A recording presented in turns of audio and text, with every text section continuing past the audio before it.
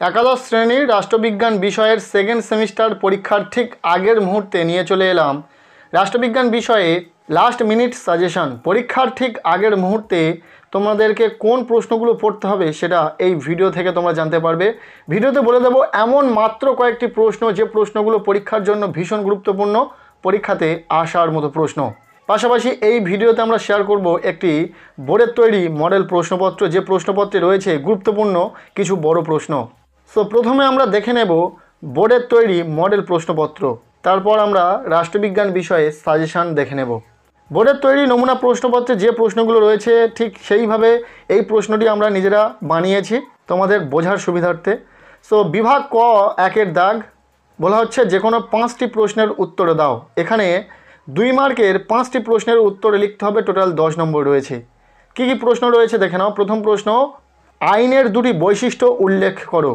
অথবা দিয়ে প্রশ্ন, ন্যায় সম্পর্কে ইমানুয়েল কান্টের বক্তব্য কী। এরপর 1.2-এর প্রশ্ন, সাধারণ ইতিহাস কিভাবে জাতি গঠনে গুরুত্বপূর্ণ ভূমিকা পালন করে। এরপর এর অথবা দিয়ে প্রশ্ন, জাতি ও রাষ্ট্রের মধ্যে 2টি পার্থক্য লেখো।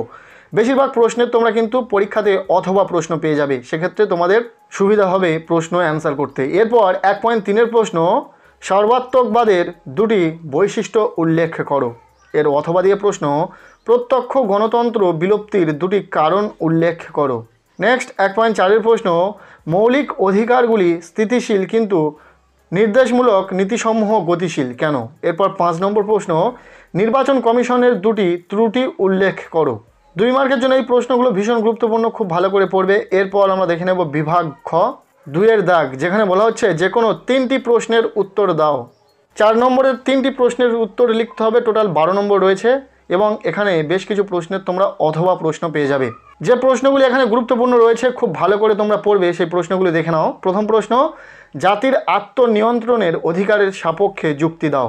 এরপর 1-এর অথবা প্রশ্ন, জাতীয়তাবাদ সম্পর্কে রবীন্দ্রনাথ ঠাকুরের ধ্যান ধারণা সংক্ষেপে বিশ্লেষণ করো। দ্বিতীয় প্রশ্ন, সংবিধানের মৌলিক অধিকার লিপিবদ্ধ করার প্রয়োজনীয়তা উল্লেখ করো। এরপর 3 নম্বর প্রশ্ন, নির্বাচন কমিশনের 4টি প্রধান কাজ উল্লেখ করো। এরপর 3-এর অথবা প্রশ্ন, ভারত সরকার নির্বাচনে পিআর সিস্টেমের পরিবর্তে এফপিটিপি সিস্টেম গ্রহণ করেছে কেন। এই যে 4 মার্কের গুরুত্বপূর্ণ প্রশ্নগুলি তোমরা দেখলে, প্রতিটা প্রশ্ন ভীষণ ইম্পর্টেন্ট, কাজে খুব ভালো করে পড়ে রাখবে। প্রশ্নপত্রে থাকা প্রতিটা প্রশ্নই তো গুরুত্বপূর্ণ, খুব ভালো করে পড়বে। পাশাপাশি একটা কথা তোমাদেরকে বলে রাখা প্রয়োজন, তোমাদের স্কুল থেকে যে প্রশ্নগুলোকে বলে দেওয়া হয়েছে, স্কুলের টিচাররা যে প্রশ্নগুলো ইম্পর্টেন্ট প্রশ্ন হিসাবে বলেছেন সেই প্রশ্নগুলি তোমরা পরীক্ষাতে পাবে। কেননা স্কুলের টিচাররাই প্রশ্ন তৈরি করছেন, যার ফলে তারা যে প্রশ্নগুলি ইম্পর্টেন্ট বলে চিহ্নিত করেছেন সেই প্রশ্নগুলি থেকে পরীক্ষাতে প্রশ্ন আসার সম্ভাবনা বেশি। কাজেই সেই প্রশ্নগুলো আগে পড়ে নাও, তারপর বাকি প্রশ্নগুলো পড়বে। এরপর প্রশ্নপত্রে রয়েছে বিভাগ গ 3-এর দাগ, যেখানে বলা হচ্ছে যে কোনো 3টি প্রশ্নের উত্তর দাও। এখানে 6 নম্বরের বড় প্রশ্ন রয়েছে, 3টি প্রশ্নের উত্তরে লিখতে হবে, টোটাল 18 নম্বর রয়েছে। যে প্রশ্নগুলো এখানে রয়েছে প্রতিটা প্রশ্ন ভীষণ গুরুত্বপূর্ণ, খুব ভালো করে পড়ে রাখবে। দেখে নাও প্রশ্নগুলো। প্রথম প্রশ্ন, ক্ষমতা স্বতন্ত্রীকরণ নীতির পক্ষে বিপক্ষে যুক্তি দাও। গুরুত্বপূর্ণ প্রশ্ন।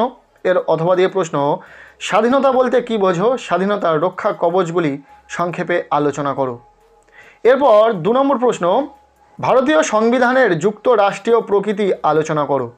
নেক্সট 3 নম্বর প্রশ্ন, গান্ধীজির অহিংস সত্যাগ্রহের ধারণাটি ব্যাখ্যা করো। ভীষণ গুরুত্বপূর্ণ প্রশ্ন। এর অথবা দিয়ে প্রশ্ন, স্বাধীনতা সম্পর্কে নেতাজির ধারণা ব্যাখ্যা করো। এই যে 6 মার্কের প্রশ্নগুলো তোমরা দেখলে, প্রতিটা প্রশ্ন ভীষণ গুরুত্বপূর্ণ, পরীক্ষাতে আসার মতো প্রশ্ন, কাজেই প্রত্যেকটি প্রশ্ন খুব ভালো করে পড়বে। আর যে মডেল প্রশ্নপত্রটি শেয়ার করা হলো, এই প্রশ্নগুলোর মধ্যে থেকে কিন্তু আশা করব কিছু প্রশ্ন তোমরা অবশ্যই পরীক্ষাতে কমন পাবে। তবে একটি লাস্ট মিনিট সাজেশন তোমাদের সাথে এই ভিডিওতে শেয়ার করছি, যাতে রাষ্ট্রবিজ্ঞান বিষয়ে 2, 4 ও 8 মার্কের বড় প্রশ্ন বলে দেওয়া হবে, যে প্রশ্নগুলি ভীষণ গুরুত্বপূর্ণ, পরীক্ষাতে আসার মতো প্রশ্ন। 6টি ইউনিটে প্রশ্নগুলোকে ভাগ করা রয়েছে, প্রতিটা ইউনিট থেকে কোন প্রশ্নগুলো গুরুত্বপূর্ণ সেগুলো দেখে নাও। প্রথমে আমরা দেখে নেব ইউনিট 1, রাজনৈতিক তত্ত্বের মৌলিক ধারণা সমূহ। এখান থেকে 2 মার্কের একটি প্রশ্ন, 6 মার্কের একটি প্রশ্ন পরীক্ষাতে আসবে। 2 মার্কের একটা প্রশ্নের জন্য মাত্র তোমরা 4টি প্রশ্ন খুব ভালো করে দেখে রাখো।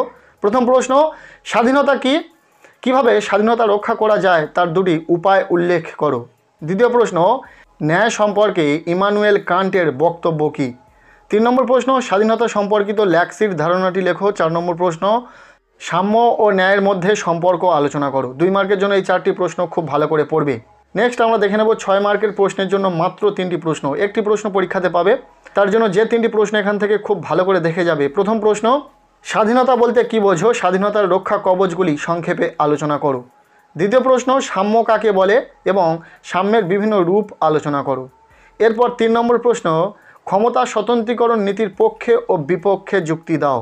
এই 3টি প্রশ্ন 6 মার্কের প্রশ্নের জন্য খুব ভালো করে দেখে রাখবে। এরপর রয়েছে ইউনিট 2, জাতি এবং জাতীয়তাবাদ। এখান থেকে 2 মার্কের একটি প্রশ্ন ও 4 মার্কের একটি প্রশ্ন পরীক্ষাতে আসবে। 2 মার্কের প্রশ্নের জন্য যে প্রশ্নগুলো খুব ভালো করে পড়ে রাখবে। প্রথম প্রশ্ন, সাধারণ ইতিহাস কিভাবে জাতি গঠনে গুরুত্বপূর্ণ ভূমিকা পালন করে। দ্বিতীয় প্রশ্ন, জাতি ও রাষ্ট্রের মধ্যে দুটি পার্থক্য লেখো। 3 নম্বর প্রশ্ন, জাতীয়তাবাদের সপক্ষে ও বিপক্ষে একটি করে যুক্তি দাও। এরপর 4 নম্বর প্রশ্ন, জনসমাজ ও জাতীয় জনসমাজের মধ্যে পার্থক্য লেখো। পরের প্রশ্ন, রবীন্দ্রনাথ জাতি বা নেশন বলতে কি বুঝিয়েছেন।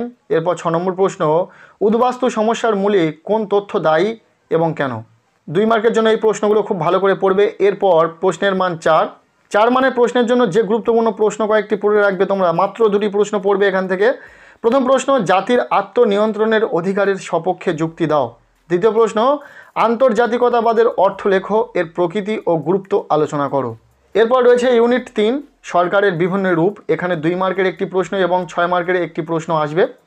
2 মার্কের যে প্রশ্নগুলো আসার সম্ভাবনা রয়েছে। প্রথম প্রশ্ন, গণতন্ত্রের দুটি বৈশিষ্ট্য উল্লেখ করো।